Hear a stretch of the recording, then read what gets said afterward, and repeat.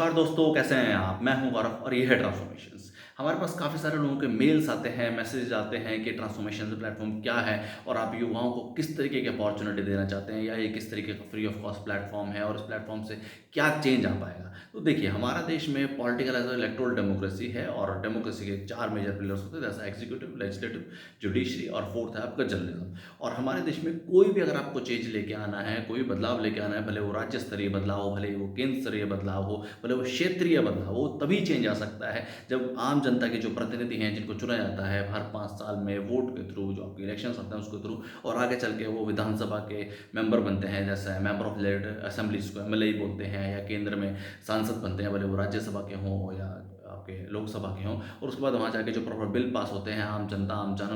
जनमानस के लिए, या कह सकते हैं आने वाली पीढ़ियों के लिए, उनकी बेहतरी के लिए, या देश के सामने जो भी नई तरीके की चुनौतियाँ हैं उनके लिए। उसके साथ साथ और जो भी रेगुलर फेज मैनर में जो भी डेवलपमेंट्स हो रही हैं उनके लिए, जो भी बजट अलॉट करना है डिफरेंट डिफरेंट सेक्टर्स के लिए, सेगमेंट्स के लिए, वही सब लोग कर सकते हैं। और जैसा कि आप जानते ही हैं कि मेरे गुरु हैं, हम सबके गुरु गुरु चाणक्य ने बोला भी था कि जब तक हमारे देश का जो युवा है वो देश की राजनीति से नफरत करेगा, देश की राजनीति से दूर रहेगा, तो वो अपने से कम योग्य या अपने से कम समझदार लोगों को ये अपॉर्चुनिटी देगा कि वो उनके ऊपर राज कर सके। और अगर आप ओवरऑल देखेंगे भी तो फिलहाल ऐसा ही हो रहा है। भले आप राज्य स्तरीय पे देखिए, भले आप 3 टायर गवर्नमेंट में देखिए, भले आप केंद्र स्तर पे देखिए, ऐसे बहुत सारे लोग आपको मिल जाएंगे, ऐसे बहुत सारे जनता के प्रतिनिधि आपको मिल जाएंगे जो कि क्रेडिबल नहीं है, कैपेबल नहीं है और वो अपनी रिस्पॉन्सिबिलिटीज़ को सही से निभा भी नहीं रहे। और सेकेंडली ये भी आप जानते हैं कि हमारा देश जो कि ओवरऑल जो पॉपुलेशन है लगभग 140 147 करोड़ के करीब करीब है, उसमें से 86% 86% करीब करीब जो पॉपुलेशन है वो युवाओं की है। और अगर और ज़्यादा ब्रॉडर बेस पे आप समझेंगे तो लगभग लगभग 66% ऐसी पॉपुलेशन है जिसकी उम्र लगभग 35 साल या 35 साल से कम है,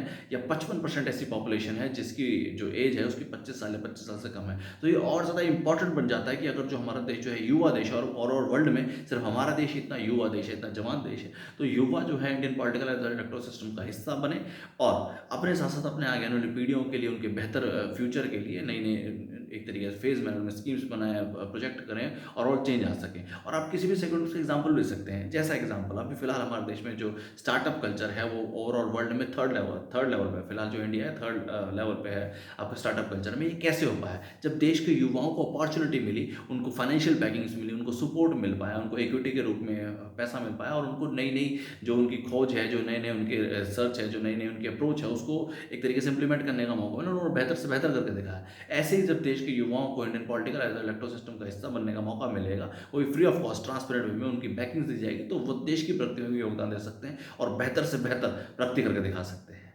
जय हिंद, जय भारत।